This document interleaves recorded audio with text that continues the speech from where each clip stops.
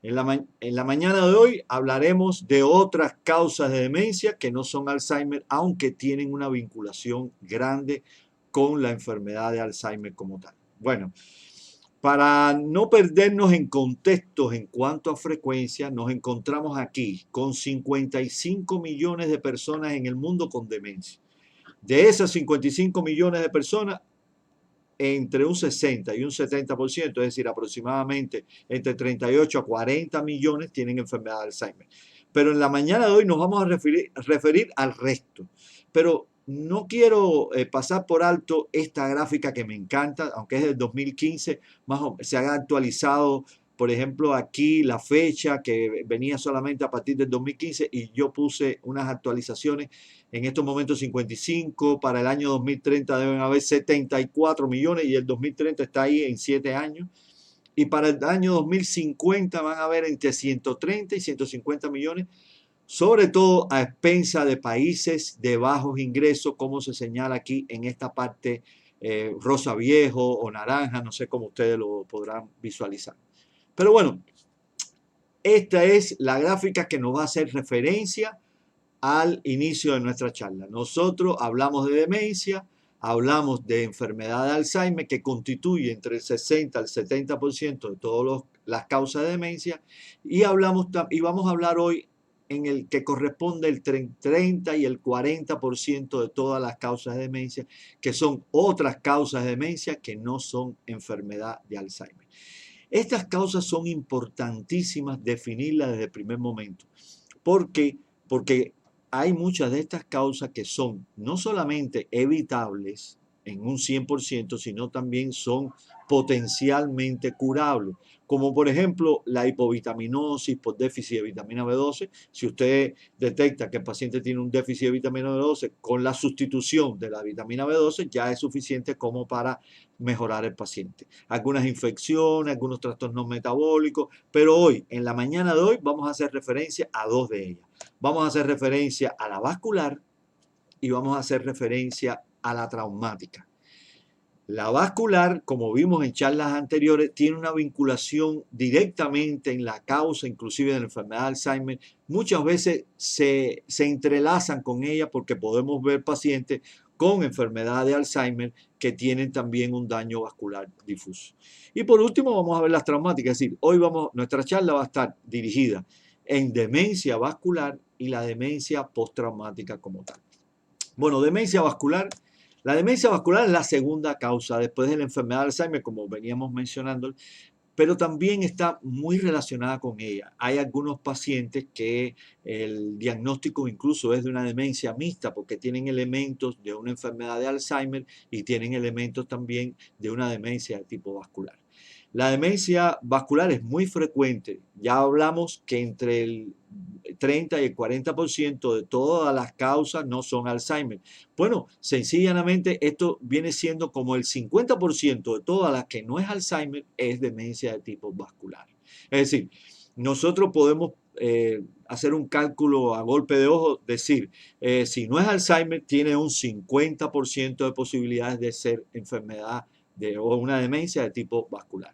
Bueno, hay países que es mayores, sobre todo en Asia, en países en vía de desarrollo, esta demencia vascular puede ser por encima incluso del 30%.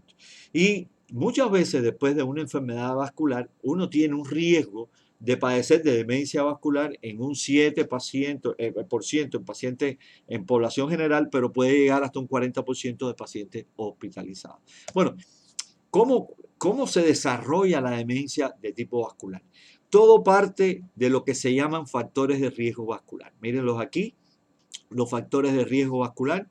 Es decir, uno tiene un factor de riesgo vascular y como hipertensión arterial, diabetes, obesidad, dislipidemia, hábito de fumar, ingesta de bebidas alcohólicas, es decir, de moderada, severa intensidad. Y estos factores de riesgo vascular hacen o toman dos caminos. El primer camino es el de las alteraciones vasculares estructurales de nuestro cerebro, es decir, enfermedad cerebrovascular de pequeños vasos, infartos cerebrales múltiples, infartos cerebrales estratégicos, y esto nos puede llegar a producir una demencia vascular.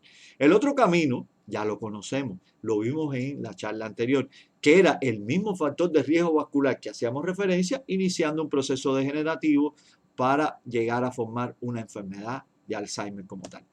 Este era el camino del cual vamos a hacer referencia en la mañana de hoy. Y este es el que hicimos referencia en la charla anterior. Bueno, hay mucha terminología en esto de la demencia de tipo vascular. Antes de ver esta gráfica, yo los voy a poner en contexto. Es decir, la demencia vascular es aquella que se produce, es decir, el paciente tiene un cuadro demencial, un síndrome demencial, y se produce porque hay, digamos, una isquemia, una hemorragia, es decir, una obstrucción de alguna arteria o una ruptura de una arteria que provoca daño estructural del cerebro. Es decir, es un daño estructural que genera una demencia, pero ese daño estructural está provocado por alteraciones de tipo vascular. Por lo tanto, cuando se refiere uno a demencia, estamos hablando del síndrome demencial. Cuando se refiere a demencia mixta, es la mezcla, es decir, la unión entre demencia de tipo vascular y demencias primarias como el Alzheimer o el cuerpo de Lewy, que no hemos hablado, pero podemos hablar en otras ocasiones. Yo, si quieren, les puedo responder algunos comentarios que me hagan. Y en cuanto a demencia vascular, existen varios criterios que tienen que tener en cuenta. Por ejemplo, los criterios son estos que tenemos aquí y se los voy a mencionar. No son difíciles de aprenderse. Es decir, cuando uno dice que tiene una demencia multiinfarto, es que ha tenido varios infartos cerebrales. Es como los huequitos que se le hacen a un queso que provocan daño como tal. Es decir, uno tiene un queso y le va abriendo huequito, huequito, huequito, huequito, y entonces hay, es decir, hay un daño de la masa encefálica como tal. Hay infartos que son estratégicos, es decir, si uno tiene un infarto cerebral que le afecta el hemisferio izquierdo y este le afecta el lenguaje y no te puedes comunicar, por supuesto que va a interferir en las actividades de tu vida diaria, en todas las actividades. Es decir, y eso es un infarto estratégico que pudiera entonces afectar severamente a un paciente. Hay demencia por hipoperfusión, es decir, aquellos pacientes que le baja el flujo sanguíneo cerebral y se producen infartos cerebrales, y bueno, por la hemorrágica, de tipo hereditaria, de pequeños vasos, bueno, ya lo hemos visto, pero ya sabemos que deben haber dos estructuras que tienen que estar relacionadas. Primero es el vaso sanguíneo que va al cerebro y después la masa encefálica como tal. Bueno, ¿cuáles son los factores de riesgo? Y en esta diapo les voy a poner los factores de riesgo de la demencia vascular y los vamos a comparar con los factores de riesgo de la enfermedad de Alzheimer. Porque no es que estemos hablando solamente de demencia vascular, siempre vamos a buscarle su vínculo como tal con la demencia de tipo Alzheimer. Bueno, vamos a hablar de factores de riesgo de demencia vascular. Y estos que están señalados aquí en rojito son los únicos que son exclusivamente de la demencia de tipo vascular. El resto tienen una vinculación con la enfermedad de Alzheimer. Por ejemplo, ya hemos visto la edad avanzada, el nivel económico, la escolaridad, la diabetes, hipertensión arterial, la dislipidemia. Todos estos factores de riesgo que no están señalados tienen un vínculo con la enfermedad de Alzheimer. Por lo tanto, si mejoramos estos factores de riesgo, también indirectamente estamos evitando o modificando el curso de una enfermedad de Alzheimer. Bueno, vamos a poner ahora para que tengan idea de los factores de riesgo de la enfermedad de Alzheimer. Y como vemos aquí, estos que están aquí son los únicos que no guardan relación directa, a veces indirecta, así como el trauma craneoencefálico, pero directa con la enfermedad o la demencia de tipo vascular. Los demás guardan una relación. Es decir, podemos decir a golpe de ojo que la inmensa mayoría de los factores de riesgo que provocan una demencia de tipo vascular también tienen que ver con la enfermedad de Alzheimer. Es decir, es como matar dos pájaros de un tiro. Quiero evitar una demencia de tipo vascular, tengo que también modificar estos factores de riesgo y por supuesto que estoy evitando, modificando el curso o la aparición de una enfermedad de Alzheimer. Entonces, bueno, ¿cómo se hace el diagnóstico? El diagnóstico es clínico. Vemos un paciente que ha sufrido una enfermedad cerebrovascular o tiene un curso evolutivo alto, o cuando lo estamos estudiando vemos que tiene alguna focalización como hemianopsia, no ve de un lado, dificultad para comunicarse de inicio súbito, para nombrar defecto motor, ¿de acuerdo? Es decir, tenemos un cuadro clínico típico de este tipo de pacientes con demencia de tipo vascular. Bueno, el diagnóstico, ¿cuáles son los exámenes complementarios? Si estamos pensando en una enfermedad cerebrovascular que afecta los vasos sanguíneos que van a nuestro cerebro y nuestro cerebro como tal, por supuesto, hay que hacerle una tomografía o una resonancia. Siempre lo pongo a los dos en el mismo nivel, tomografía y resonancia, porque hay pacientes que no toleran hacerse una resonancia, no pueden estar 40 minutos acostados. Sí, hay pacientes que no toleran ese tipo de situación, de estudio, ¿no? Por supuesto que hay que hacerle examen de sangre para ver cómo tienen los niveles de colesterol, triglicéridos, cómo está la glicemia, cómo está el ácido úrico, si tiene función renal conservada o no tiene. Bueno, el estudio que uno hace de factores de riesgo vascular. Por supuesto, le hace Doppler de carótida y Doppler de vértebro-basilares para evaluar cómo están el estado de las carótidas y así uno tener una idea de cómo están intracraneales también y saber si hay placas complicadas, placas blandas que pueden generar el envío de émbolo. Por supuesto, ecocardiograma, electrocardiograma, Holter de ritmo sobre todo, y algunos exámenes especiales en los pacientes que lo ameritan como tal. Bueno, ¿qué pasa? A ver, esto es un tema que quise poner como que aparte para que ustedes tengan idea. Ya hablamos de los pequeños huequitos que se le generan a un queso, es decir, y eso viene siendo como los pequeños microinfartos cerebrales que ocurren en la masa encefálica. Cuando hay múltiples, digamos, infartos cerebrales o una enfermedad de pequeños vasos múltiples, eso disminuye la funcionabilidad del cerebro y por lo tanto puede generar, entre otras alteraciones, una demencia de tipo vascular. Esto se produce, esta enfermedad, lo van a ver en muchas resonancias de familiares, de pacientes o de ustedes mismos que pueden encontrar estos términos, ¿no? Como microinfartos cerebrales, infartos lacunares, hiperintensidad de sustancia blanca. Todos estos términos los podemos encontrar en una resonancia o incluso en algunas tomografías, sobre todo infartos lacunares. Esto forma parte de lo que se conoce como enfermedad cerebrovascular de pequeños vasos o enfermedad cerebrovascular de microvasos. Se lo puede encontrar de las dos maneras. Pero es algo importante a tener en consideración para plantear una demencia de tipo vascular como tal. Bueno, el diagnóstico clínico se avala en algunas escalas que la tenemos bien clara. Estas son las dos escalas que aplicamos para ver deterioro cognitivo y ver demencia. Y esta es una escala que nos, digamos, nos apoya el hecho de que tengan una demencia de tipo vascular. Ahí está, en la escala de Hachinki, son ultra conocidas y uno le pone, por ejemplo, al Google, le pones Hachinki o Mini-Mental o Mocha y aparece esa escala free sin ningún tipo de problema. Solamente se las voy a mencionar, se las voy a dejar ahí por si alguno quiere revisarla, pero es Hachinki, la tenemos como utilidad para apoyarnos en el diagnóstico de demencia de tipo vascular o en la etiología vascular y el Mini-Mental y el Mocha para ver demencia y deterioro cognitivo. Bueno, siempre desde el reloj que nos acompaña porque es muy fácil de hacer, muy ameno, forma parte del interrogatorio, uno lo puede hacer de diversas maneras.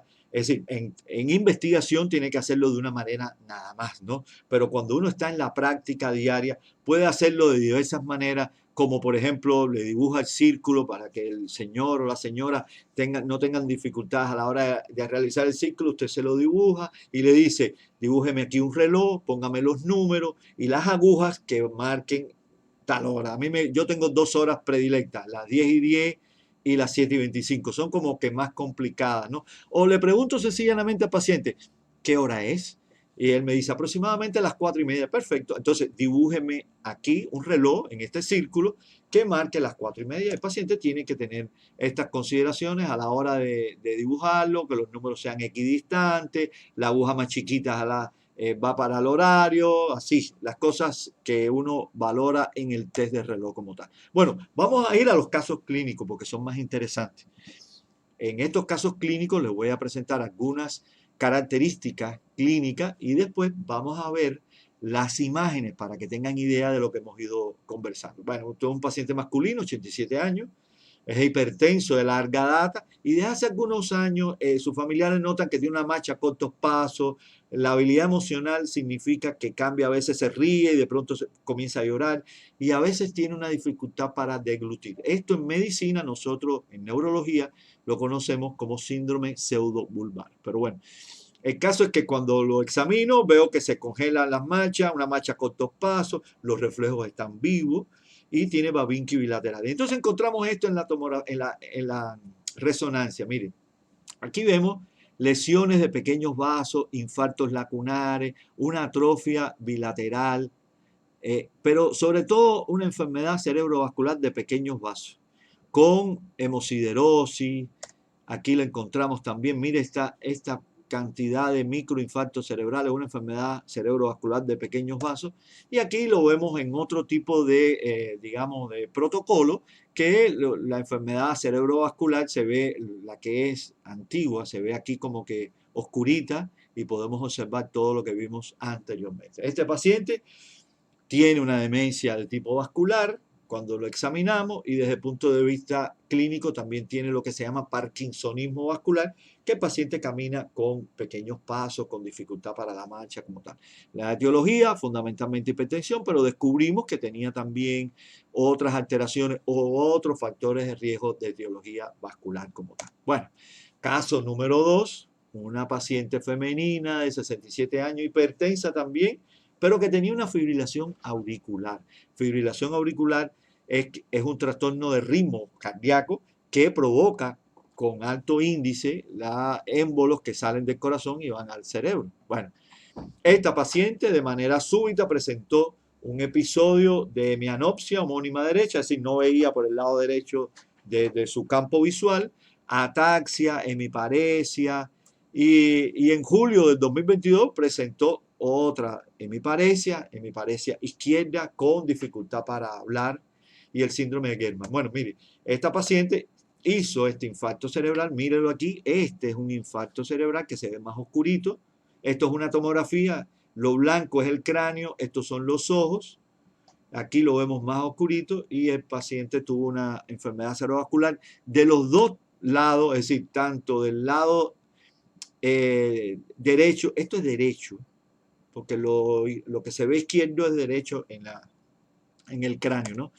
Como del lado derecho, y este infarto cerebral la dejó afásica sin poderse comunicar y de forma súbita esta paciente sufrió una demencia de tipo vascular por un infarto estratégico. Es decir, con el infarto anterior que presentó esta paciente no tenía ninguna dificultad desde el punto de vista de comunicarse, desde el punto de vista médico pensando en una demencia, pero ya una vez que sufre este infarto cerebral, esta paciente que es zurda, que su lado dominante es el derecho de su encéfalo, entonces esta paciente sufre una afasia global, no podía comunicarse y esto le trajo consigo una demencia de tipo vascular, por infarto estratégico como tal. Bueno, vamos a hablar de la demencia postraumática,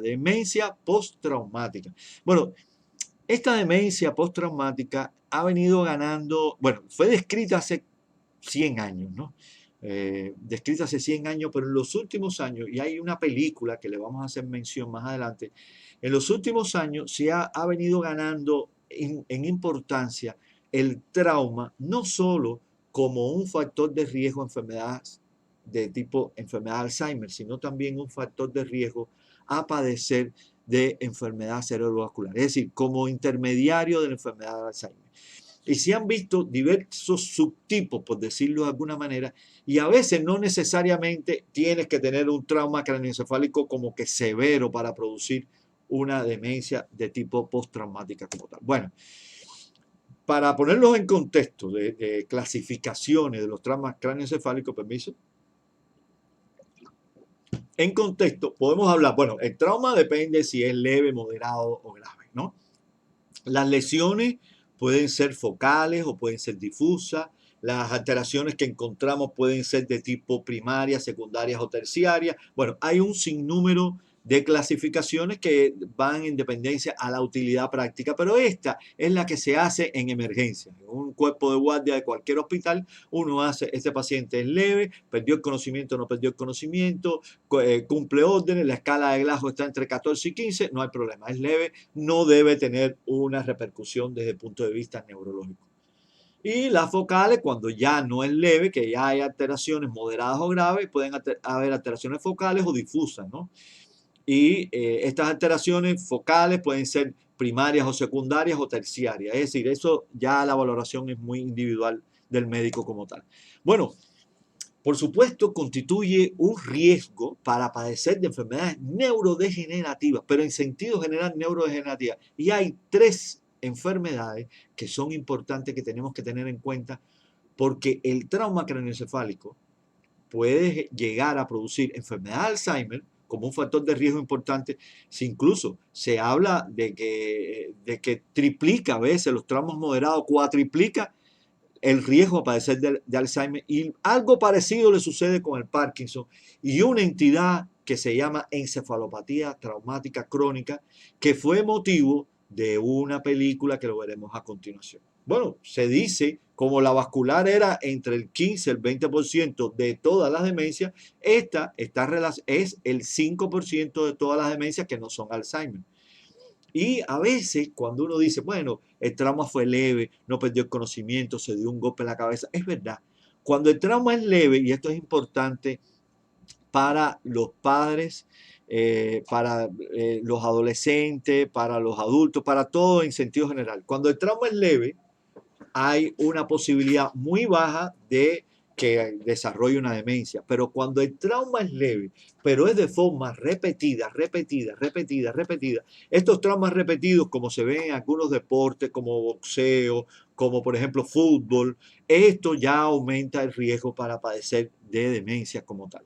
Por lo tanto, es importante el conocimiento. La otra cosa que quería hablar de los traumas es el momento en que sucede el trauma. Mire, existe un proceso de maduración cerebral que el pico máximo es a partir de los 9 años en la sustancia gris y de los 22 años en la sustancia blanca.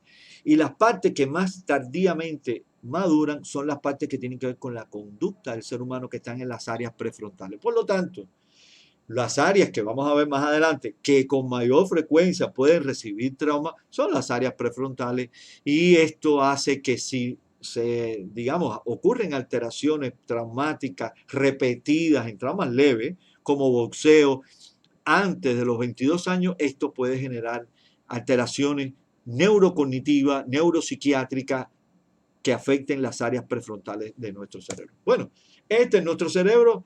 Vamos a ponerlo en contexto. Digamos que este es el área motora que estoy señalando aquí. Este es el área sensitiva. Este es el área auditiva. Este es el área visual. Pero esto grandote que está aquí tiene que ver con las funciones cognitivas, como por ejemplo funciones de conducta, ejecutiva, que es planificación, organización, memoria de trabajo, motivación, conducta social. Todo eso tiene que ver con la parte más prefrontal. Esta parte que está aquí es memoria y lenguaje. Cuando uno habla de lenguaje es entender lo que me están diciendo, emitir un lenguaje, saber nominar. Es decir, es la manera en que nos comunicamos. Si uno tiene, como vimos en la paciente, que con anterioridad, que tiene una lesión, bueno, a este nivel, entonces pierde la capacidad de comunicación. Y esto es las alteraciones visoespaciales, de reconocimiento de los rostros, del cálculo, entre otras. Por lo tanto, podemos decir que si tiene un trauma aquí, bueno, se afectan las funciones que vimos, conducta, si tiene un trauma aquí, memoria, lenguaje, y el trauma más posterior puede alterar visoespacial, reconocimiento de rostro, cálculo, entre otras, porque estas son funciones, entre otras. Pero a veces el trauma no es local o no es focal, sino es un trauma difuso y se afectan todas esas funciones como tal. Bueno, de lo que le prometí, La verdad oculta, es una película encantadora, a mí me gustó mucho en lo particular, en lo personal. Habla sobre la historia de este médico, es decir, protagonizada por Will Smith, Este médico se llama Omalu, era de origen africano, exactamente creo que era Nigeria, no recuerdo el país, pero que habla sobre la repercusión que tienen los traumas leves o moderados, pero cuando son de manera continua en el deporte, específicamente en el fútbol rugby americano, entonces los traumas estos, cómo le puede generar trastornos de conducta, trastornos de memoria y alteraciones típicas que se llama encefalopatía postraumática. De hecho, este médico era patólogo y empieza a estudiar los cerebros de estos pacientes y se percata que hay alteraciones, sobre todo de la proteína tau, hay alteraciones de hiperfosforilación de la proteína tau y alteraciones a nivel de la proteína tau que forma parte del citoesqueleto, es decir, digamos, las columnas que protegen a una neurona. Este médico descubre estas características anatomopatológicas que son típicas de este tipo de pacientes. Dicho sea de paso, esa proteína tau guarda estrecha relación con la enfermedad de Alzheimer como tal. Bueno, entonces, una cosa que ya hemos visto, y esto ya como una de las últimas diapos que vamos a presentar, los factores de riesgo vasculares, cómo pueden producir alteraciones vasculares y demencia vascular. Los factores de riesgo vasculares también pueden iniciar un proceso degenerativo y formar enfermedad de Alzheimer, pero los traumas cráneoencefálicos provocan alteraciones estructurales no solo desde el punto de vista vascular, sino también desde el punto de vista estructural, pero también vasculares. Esto hace que haya un inicio de un proceso degenerativo y que este proceso degenerativo termine en una encefalopatía postraumática, una demencia postraumática, pero también en una demencia vascular y en una enfermedad de Alzheimer. Es decir, los traumas craneales repetidos nos afectan nuestro cerebro en 4 direcciones. Nos puede provocar por las alteraciones vasculares una demencia de tipo vascular. Nos puede provocar por las alteraciones vasculares que hacen un inicio de un proceso degenerativo una enfermedad de Alzheimer. Nos pueden provocar una encefalopatía postraumática crónica o nos puede provocar una demencia postraumática. Bueno, saque usted sus propias conclusiones con esta diapositiva. Así que, a manera de conclusión, bueno, la demencia vascular y postraumática son prevenibles o potencialmente prevenibles. El control de los factores de riesgo, sobre todo en la vascular, hipertensión, diabetes, dislipidemia, obesidad, y la prevención de traumas craneales cuando son traumas craneales repetidos.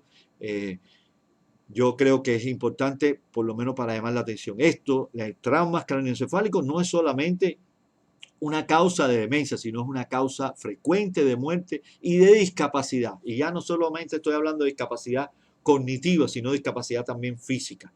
Y constituye el 5% de todas las causas de demencia, las relacionadas con trauma. Bueno, yo creo que hasta aquí llegamos en la mañana de hoy. Vamos a